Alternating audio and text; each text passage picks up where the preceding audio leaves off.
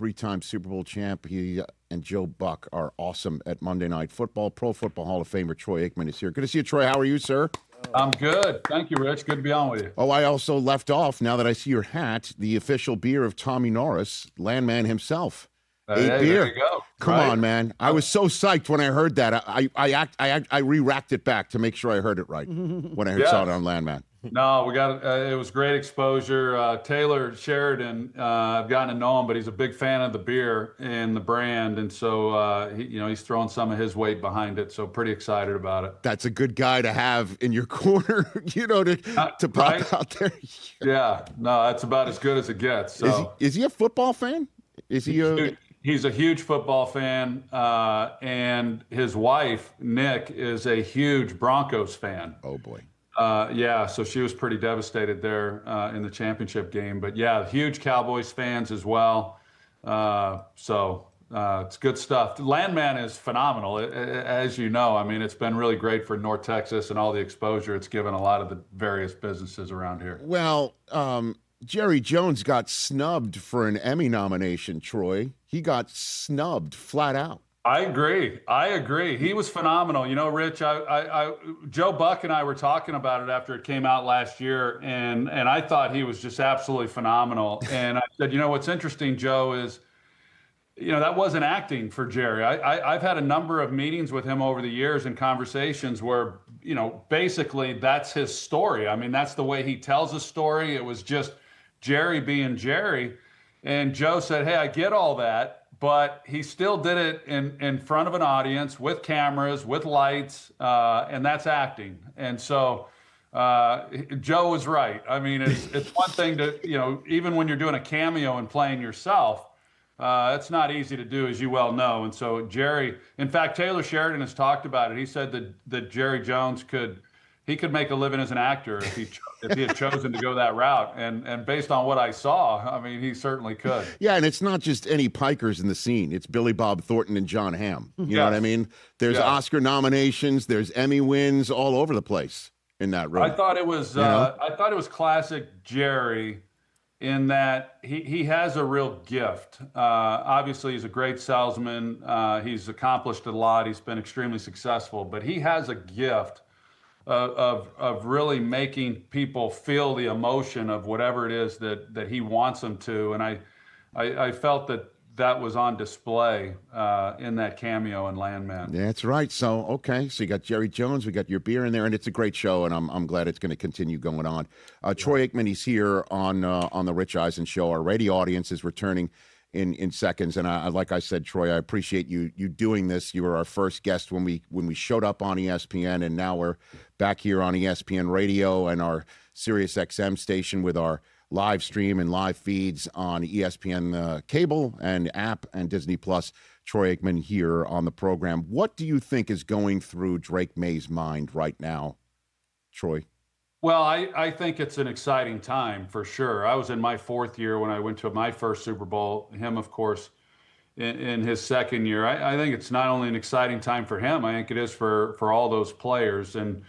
But you have to, and I'm sure he did, just like I did. I remember when we beat San Francisco in the NFC Championship game, we were underdogs going into that one. A lot of people did not expect us to win. Probably a little bit like New England, but once you win that game, you go in the locker room, and especially for a quarterback, you realize that as great as this win is, and now we're going to the Super Bowl, none of it matters unless you actually win the Super Bowl. Nobody really remembers much about the teams that lose. And so I'm sure that crossed his mind as soon as he was traveling back to New England after that win at Denver. But this is a great week. It's a celebration of what all they've been able to accomplish. And I'm sure he's locked down. I mean, I think over the years, I've had quarterbacks reach out to me and say, hey, how did you approach the week of the Super Bowl? And what I tried to do and what I tell them is try to make it as normal as you possibly can. And it's hard to do because you've got media obligations, you're staying in a hotel. There's a lot of distractions, as you well know. But if you can get the support of the organization, as I did, and kind of make your hotel situation as much like what you had at home, then I think the better off you are. I don't know that there's many quarterbacks over the years, I would hope not anyway, that have gone and partaken in some of the activities that are available during the week of the Super Bowl. I know I had some teammates that were able to enjoy themselves, but I figure if you win that game, there's a lifetime of enjoyment. So that's the way I looked at it. I bet. And Sam Darnold is coming into it in a way that's rare. He is the third quarterback. Chris Chandler was the last, and Earl Morrall of Super Bowl III was the first, and he is the third to play in a Super Bowl, having already played now on his fifth team. And he's 28, man. Yeah. And we all know what happened last year and what he's done this year. And what do you see when you watch Sam Darnold play where you think that is a guy who could win a Super Bowl? Sure. Well, I've been watching it now for the last couple of years. Rich, I could not be more proud of anyone, quite honestly, for what Sam has endured, his perseverance, his resilience, and the way that he's continued to battle. I mean, a lesser person could have given up a while ago, and yet he has been unaffected. I mean, it's one thing to say, yeah, well, this is his living and this is what you do, but when you talk with him and he's interviewed, and everything I've watched, in fact, I just saw an interview with him just before coming on the air with you today, I'm just amazed at how optimistic and upbeat he's been. He's not jaded by the process.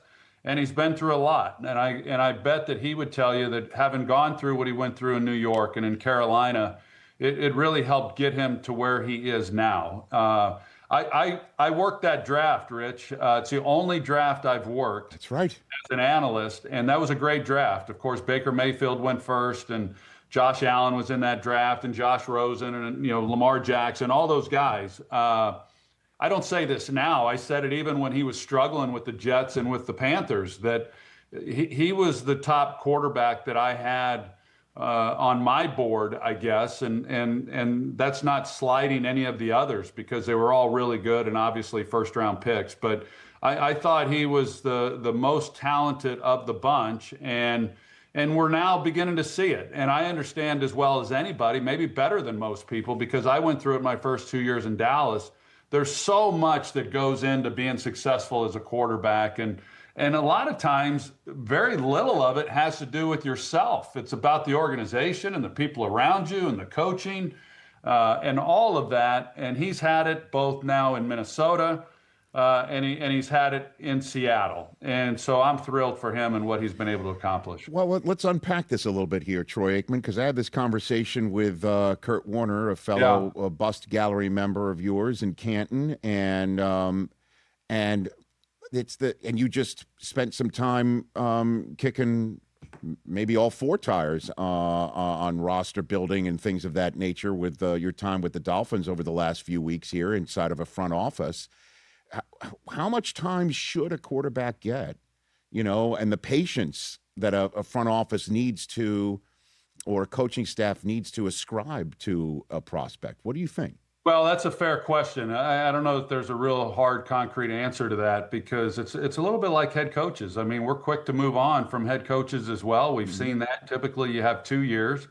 And once you have a losing season, regardless of how successful you've been, then you're in the hot seat going into the following year. And so it's a short leash, and it especially is on quarterbacks when they come out of college, that the organization, everyone is so desperate to find their franchise quarterback that as soon as they feel like, well, this isn't the guy or he's struggling, they're looking for a replacement. I believe, like coaches, and like people in prominent positions within an organization, you either believe in them or you don't. And if you don't, you're not going to stick around when times are tough. And if you do, then you tend to hang in there a little bit longer. But there's a tremendous amount of pressure. And so there's always that quarterback coming in from college, you never quite understand whether or not this guy is going to be the guy. And I think within a lot of organizations, it becomes even harder to figure that out because the organizations themselves aren't operating the way that they should be. And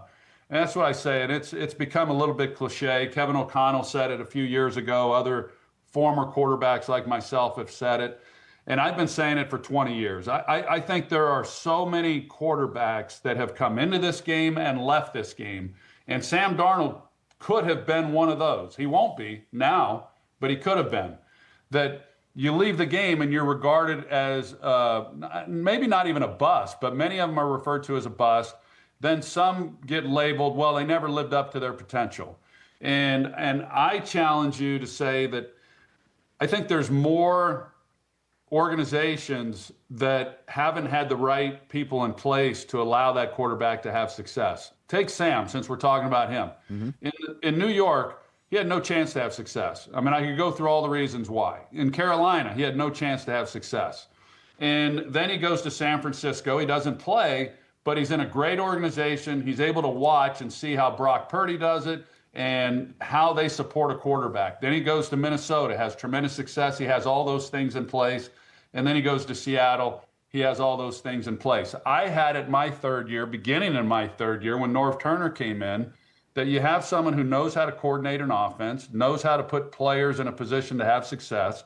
Michael Irvin, Emmitt Smith, both of those players, along with myself, would tell you that Norv Turner is the reason that we're in the Pro Football Hall of Fame. He's the reason that we won Super Bowls. He's the reason that we were able to do what we did offensively. Not to take anything away from Jimmy, because Jimmy ultimately was the architect of those teams, and we wouldn't have accomplished anything without him. But had Norv Turner not have come in as the offensive coordinator, we would never have achieved the success that we had. He was that good. Well, that's why, again, I think Jalen Hurts gets unfairly criticized. He's had an offensive coordinator change on him almost 10 times since he came out of high school, from Alabama, and then obviously he went to Oklahoma on his own. Philadelphia, with coaching changes and offensive coordinator changes, it's so difficult to do all of to continue to be consistent when you have somebody different in your head, which is why what Sam did this year is unbelievable, and why Drake Maye is so lucky, right? I mean, he's lucky in the fact that he did have experience of coaching change from year one to year two, but Vrabel coming in with Josh McDaniels and then the front office surrounding him. Right? I mean, he seems to be set. That's the challenge. That's the challenge for every defensive head coach. In a perfect world, you've got a great head coach who calls offensive plays, because if you've got a defensive coach and you're having the success like Jalen Hurts has had, whenever he's had someone who's been good for him, that guy has left and become a head coach. And then when he's had someone who has not been good for him, that guy has lost his job. So that's why he's been through so many different offensive coordinators. And in New England, going back to Drake Maye, will Josh McDaniels, will he get another opportunity to be a head coach? He's been given 2 opportunities and it hasn't gone well for him. Maybe not. So he might be one of the exceptions, Mike Vrabel, in that regard, in that here he is as a defensive coach having a lot of success offensively. Drake Maye's obviously had an MVP type season. And yet Josh McDaniels may very well be his head coach throughout his entire career. You look at Seattle. Well, Clint Kubiak is being named as the guy who is going to accept the Las Vegas Raiders job. So now all of a sudden you've got Sam Darnold, who's had this great year, and Seattle has, and Mike McDonald's going to be looking for another offensive coordinator. So, those are the challenges, and that's what makes it difficult for a defensive-minded head coach. You mentioned my involvement with the Dolphins in their process. I think they've got an outstanding head coach. I believe they've got an outstanding general manager.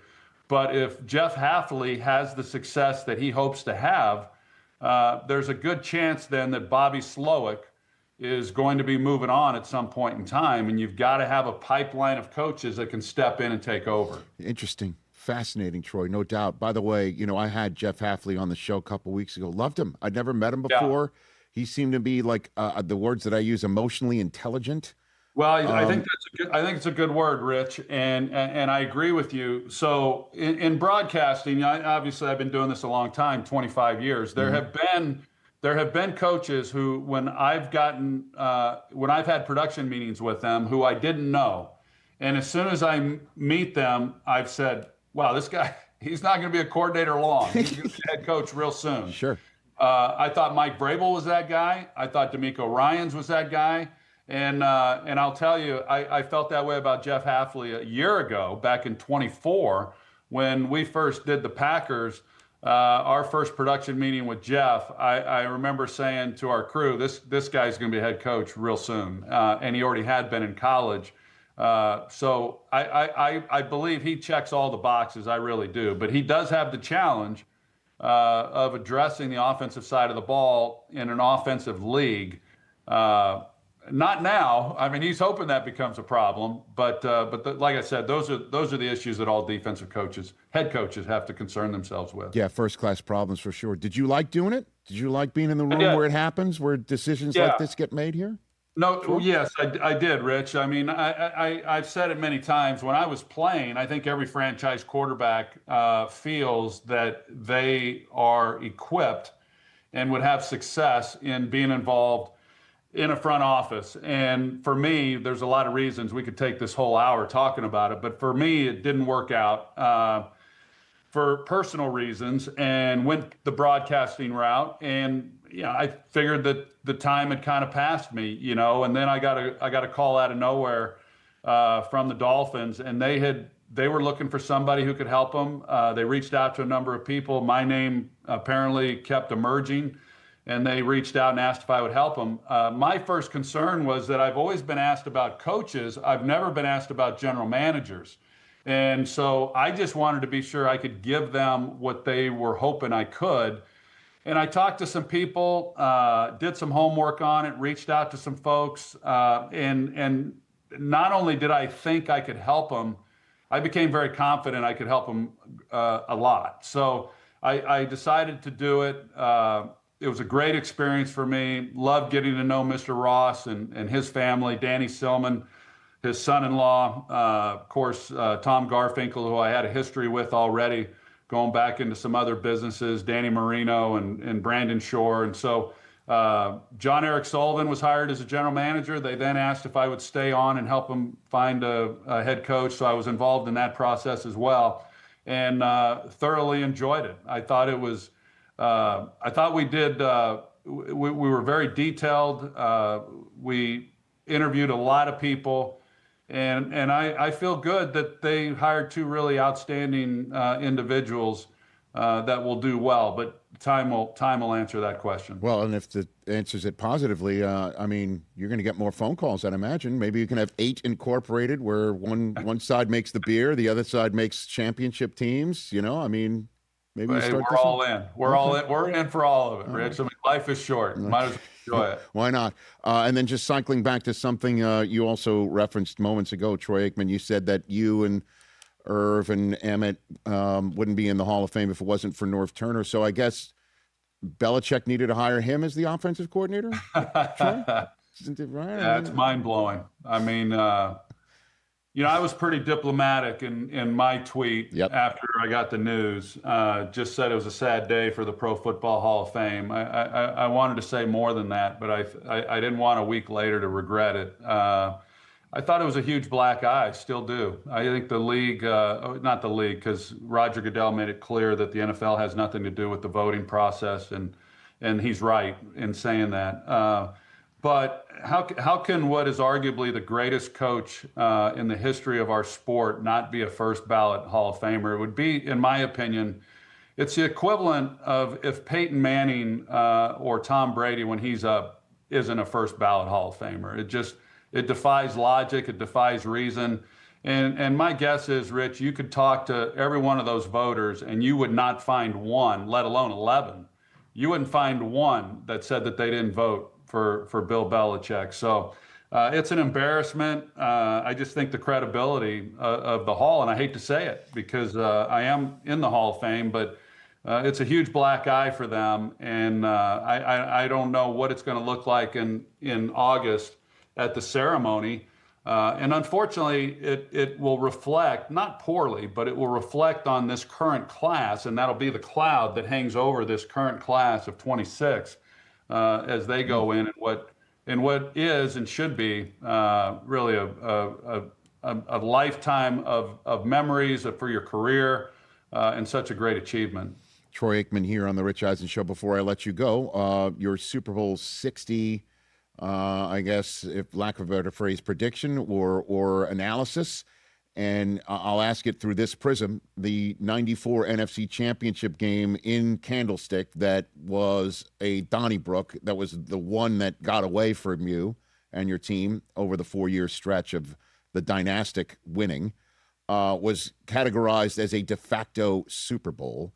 And there are many who are saying the Seattle Seahawks, Los Angeles Rams NFC Championship game is the same thing. Do you think so, Troy? I don't. I don't feel that way. Okay. I really don't. I didn't feel that way going into the game. There was a number of years, probably over a decade, where the NFC just dominated the AFC in the Super Bowl, and so it became the NFC Championship game, not just in '94, but for many years. You felt that if you were to win the NFC, then you were destined to be the Super Bowl champion. But yeah, I understand it. I do. Seattle's loaded. I mean, they don't have a weak spot. They're well coached, great offensively, scoring a lot of points, great defensively, all those things that you've been talking about and will continue to talk about for the next 5 days. Yes. But New England, I know the expectations weren't there coming into the year. They've just gotten better and better. And defensively, they're doing a lot of great things as well. Offensively, I know that, it was a low-scoring game, but I think elements probably had as much to do with that as anything in the championship game. I think it's going to be a great game. I don't have a prediction.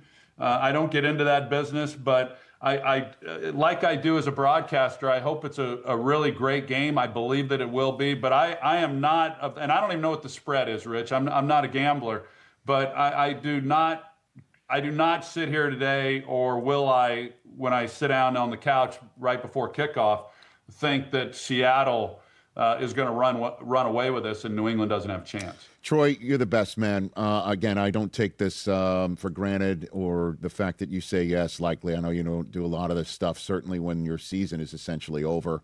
So I greatly appreciate it. And I look forward to seeing you, I don't know when, but whenever it is, I will be I'll be smiling and extending my hand for a handshake. So I appreciate it. 8beer.com, correct? 8beer.com? 8beer.com. Yeah, Okay. It's available in Texas and Oklahoma. It's a better for you beer. You'll love it. And Rich, I'll see you in Malibu at Nobu one day. Yes, there you go. Sold. Sold. And I'll be the one running away when the check hits the table. Okay.